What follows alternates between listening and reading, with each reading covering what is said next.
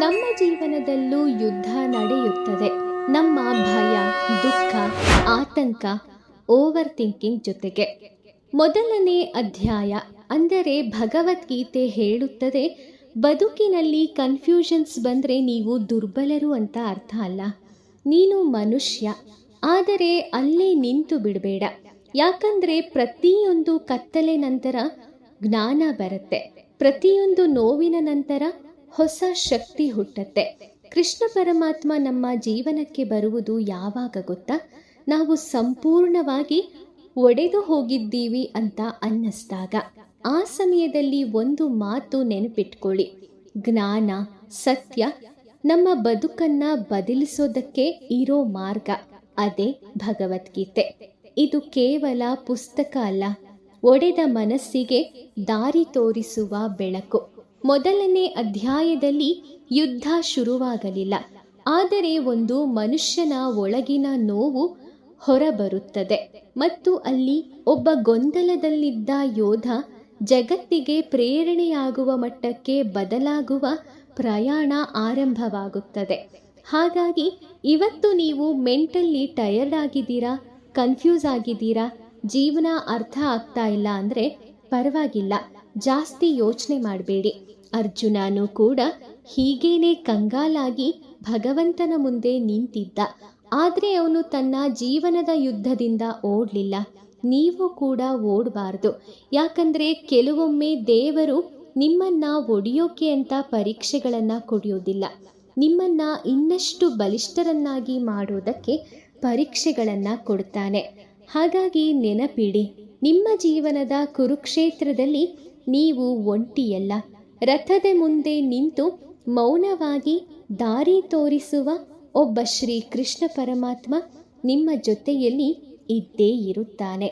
ಕುರುಕ್ಷೇತ್ರ ಯುದ್ಧ ಆರಂಭವಾದ ದಿನ ರಾತ್ರಿ ಮುಗಿದು ಬೆಳಗ್ಗೆ ಉದಯವಾಗಿತ್ತು.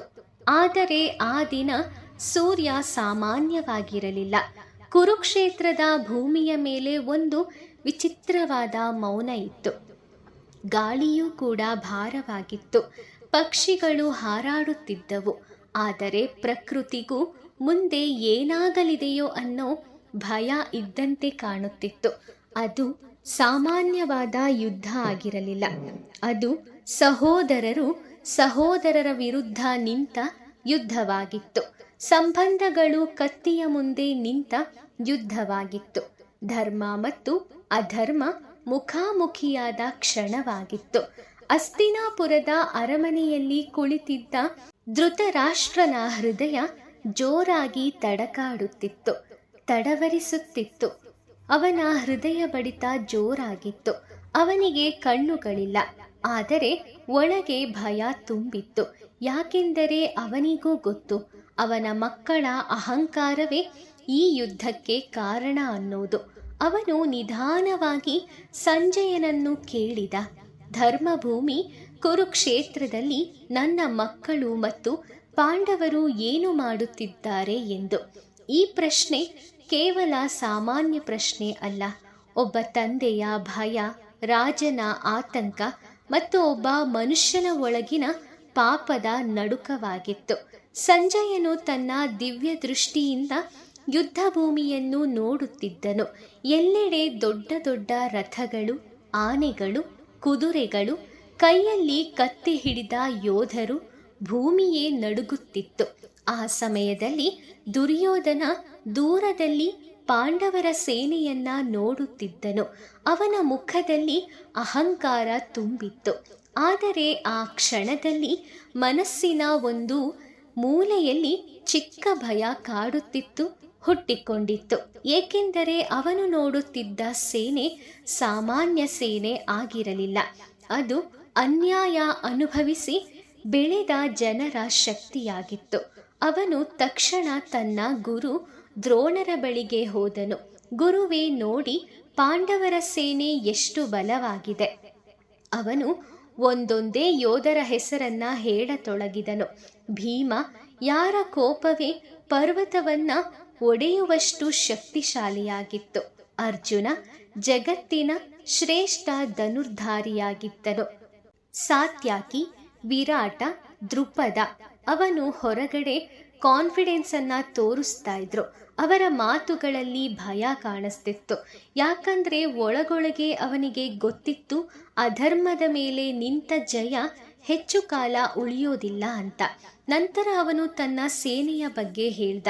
ನಮ್ಮ ಜೊತೆ ಭೀಷ್ಮ ಇದ್ದಾರೆ, ಕರ್ಣ ಇದ್ದಾರೆ, ನನ್ನನ್ನ ಯಾರೂ ಸೋಲಿಸಲಾರರು. ಆ ಕ್ಷಣದಲ್ಲಿ ವೃದ್ಧ ಯೋಧ ಭೀಷ್ಮ ತಮ್ಮ ಶಂಖವನ್ನು ಬಲವಾಗಿ ಊದಿದರು. ಆ ಶಬ್ದ ಆಕಾಶವನ್ನೇ ಚೀರಿದಂತೆ ಇತ್ತು. ಅದಾದ ನಂತರ ಎಲ್ಲ ಯೋಧರು ತಮ್ಮ ಶಂಖಗಳನ್ನು ಊದತೊಡಗಿದರು. ಯುದ್ಧದ ಘೋಷಣೆಯಾಯಿತು. ಕುದುರೆಗಳ ಕಿರುಚಾಟ, ರಥಗಳ ಸದ್ದು ಕುರುಕ್ಷೇತ್ರವನ್ನೇ ನಡುಗಿಸಿತು. ಆ ಸಮಯದಲ್ಲಿ ಒಂದು ದಿವ್ಯ ರಥ ನಿಧಾನವಾಗಿ ಮುಂದೆ ಬರುತ್ತಿತ್ತು. ಆ ರಥದ ಸಾರಥಿ ಸಾಮಾನ್ಯ ಮನುಷ್ಯನಲ್ಲ, ಸ್ವತಃ ಶ್ರೀ ಕೃಷ್ಣ ಪರಮಾತ್ಮ. ರಥದ ಮೇಲೆ ನಿಂತಿದ್ದವನೇ ಅರ್ಜುನ. ಅವನ ಕಣ್ಣುಗಳಲ್ಲಿತ್ತು ಧೈರ್ಯ, ಕೈಯಲ್ಲಿತ್ತು ಗಾಂಧೀವ, ಮುಖದಲ್ಲಿ ಯುದ್ಧದ ತೀವ್ರತೆ ಇತ್ತು. ಆದರೆ ಕೇವಲ ಕ್ಷಣಗಳಲ್ಲಿ ಅವನ ಹೃದಯ ಸಂಪೂರ್ಣವಾಗಿ ಒಡೆಯಲು ಆರಂಭಿಸಿತು. ಅರ್ಜುನ ಶ್ರೀ ಕೃಷ್ಣ ಪರಮಾತ್ಮನ ಕಡೆ ನೋಡಿ ಕೇಳಿದನು, ಕೃಷ್ಣ, ನನ್ನ ರಥವನ್ನು ಎರಡೂ ಸೈನ್ಯಗಳ ಮಧ್ಯೆ ನಿಲ್ಲಿಸು. ನಾನು ಯಾರ ಜೊತೆ ಯುದ್ಧ ಮಾಡಬೇಕಿದೆ ನೋಡಬೇಕು. ಶ್ರೀ ಕೃಷ್ಣ ಪರಮಾತ್ಮ ಏನನ್ನೂ ಮಾತನಾಡಲಿಲ್ಲ. ಮೌನವಾಗಿ ರಥವನ್ನು ಮುಂದೆ ನಡೆಸಿದ. ರಥ ನಿಧಾನವಾಗಿ ಎರಡೂ ಸೇನೆಗಳ ಮಧ್ಯದಲ್ಲಿ ನಿಂತಿತ್ತು. ಮುಂದೆ ಯಾರು ಗೊತ್ತಾ? ಭೀಷ್ಮ ಪಿತಾಮಹ, ತಂದೆಯಂತೆ ಪ್ರೀತಿಸಿದ ತಾತ ದ್ರೋಣ, ಬಿಲ್ಲು ಹಿಡಿಯಲು ಕಲಿಸಿದ ಗುರು, ಬಂಧುಗಳು, ಸ್ನೇಹಿತರು, ತಮ್ಮ ಜೊತೆ ಬೆಳೆದು ಆಡಿದವರು. ಆ ಕ್ಷಣದಲ್ಲಿ ಅರ್ಜುನನ ಹೃದಯ ನಡುಗತೊಡಗಿತು. ಅವನು ಶತ್ರುಗಳನ್ನು ನೋಡುತ್ತಿರಲಿಲ್ಲ, ತನ್ನ ನೆನಪುಗಳನ್ನು ನೋಡುತ್ತಿದ್ದ. ಬಾಲ್ಯದಲ್ಲಿ ಅವರೊಂದಿಗೆ ಕಳೆದ ಕ್ಷಣಗಳನ್ನು ಊಹಿಸಿಕೊಳ್ಳುತ್ತಿದ್ದ. ಗುರುವಿನ ಆಶೀರ್ವಾದ, ಕುಟುಂಬದ ಪ್ರೀತಿ ಅವನ ಕಣ್ಣಲ್ಲಿ ತುಂಬಿತ್ತು. ಅವನು ನಿಧಾನವಾಗಿ ಹೇಳಿದನು, ಕೃಷ್ಣ, ಇವರೆಲ್ಲರೂ ನನ್ನವರು. ಅವನ ಕೈಗಳು ನಡುಗುತ್ತಿತ್ತು. ನಾನು ಇವರ ಮೇಲೆ ಬಾಣವನ್ನು ಹೇಗೆ ಹಾರಿಸಲಿ? ಆ ಕ್ಷಣದಲ್ಲಿ ಅರ್ಜುನ ಯೋಧನಾಗಿರಲಿಲ್ಲ, ಅವನು ಕೇವಲ ಒಬ್ಬ ಮನುಷ್ಯನಾಗಿ ಮಾತನಾಡುತ್ತಿದ್ದ. ಹೊರಗೆ ಎಷ್ಟೇ ಶಕ್ತಿ ಇದ್ದರೂ ಹೃದಯ ಸಂಬಂಧಗಳಿಗೆ ದುರ್ಬಲವಾಗತ್ತೆ. ಅವನು ಮತ್ತೆ ಹೇಳಿದ, ನನ್ನ ದೇಹ ನಡುಗುತ್ತಿದೆ, ಬಾಯಿ ಒಣಗುತ್ತಿದೆ, ಗಾಂಡೀವ ಕೈಯಲ್ಲಿ ನಿಲ್ಲುತ್ತಿಲ್ಲ, ಮನಸ್ಸು ಕೆಲಸ ಮಾಡುತ್ತಿಲ್ಲ. ಈ ಮಾತು ಕೇಳಿದಾಗ ಇವತ್ತು ನಮ್ಮಲ್ಲೂ ಕೂಡ ಆಂಗ್ಸೈಟಿ, ಸ್ಟ್ರೆಸ್, ಓವರ್ ಥಿಂಕಿಂಗ್ ಇವೆಲ್ಲವನ್ನ ಅನುಭವಿಸುವ ಪ್ರತಿಯೊಬ್ಬರ ನೋವು ನೆನಪಾಗತ್ತೆ.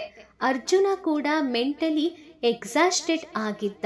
ಅವನು ಹೇಳಿದ್ದ, ನನಗೆ ಈ ಯುದ್ಧದಿಂದ ರಾಜ್ಯ ಸಿಕ್ಕರೂ ಬೇಡ, ಸಂತೋಷ ಸಿಕ್ಕರೂ ಬೇಡ, ಯಾರಿಗಾಗಿ ನಾನು ಬದುಕಬೇಕೋ ಅವರೇ ನನ್ನೆದುರು ಶತ್ರುವಾಗಿ ನಿಂತಿದ್ದಾರೆ, ಇನ್ನು ಈ ಯುದ್ಧ ಮಾಡಿ ಏನು ಪ್ರಯೋಜನ ಅಂತ. ಇಂತಹ ಪ್ರಶ್ನೆ ನಮ್ಮ ಜೀವನದಲ್ಲೂ ಉದ್ಭವಿಸುತ್ತೆ. ಕೆಲವೊಮ್ಮೆ ಸಂಬಂಧಗಳಿಂದ ನಾವು ನಿಷ್ಠೂರರಾದಾಗ ನಾವು ಅವರೆದುರು ಗೆಲ್ಲಬೇಕಾ ಸೋಲಬೇಕಾ ಎನ್ನುವ ಅನುಮಾನ ಬರುತ್ತೆ. ಆದರೆ ನಮ್ಮತನವನ್ನು ನಾವು ಕಾಪಾಡಿಕೊಂಡಿಲ್ಲ ಅಂದರೆ ನಾವು ಸೋತಂತೆ ಅರ್ಥ. ಹಾಗಾಗಿ ನಮ್ಮನ್ನು ಕೀಳಾಗಿ ಕಂಡವರ ಮುಂದೆ ಬೆಳೆದು ನಿಲ್ಲಲೇಬೇಕು. ಈ ಮಾಹಿತಿ, ಈ ಸಂದೇಶ ಇಷ್ಟ ಆಗಿದ್ರೆ ವಿಡಿಯೋನ ಲೈಕ್ ಮಾಡಿ, ಶೇರ್ ಮಾಡಿ, ಹಾಗೆ ನಮ್ಮ ಚಾನಲ್ಗೆ ಸಬ್ಸ್ಕ್ರೈಬ್ ಆಗಿ. ಓಂ ಶ್ರೀ ಕೃಷ್ಣಾಯ ನಮಃ. ಆ ಕೃಷ್ಣ ಪರಮಾತ್ಮ ನಿಮಗೆಲ್ಲರಿಗೂ ಒಳ್ಳೆಯದನ್ನು ಮಾಡಲಿ. ಧನ್ಯವಾದಗಳು.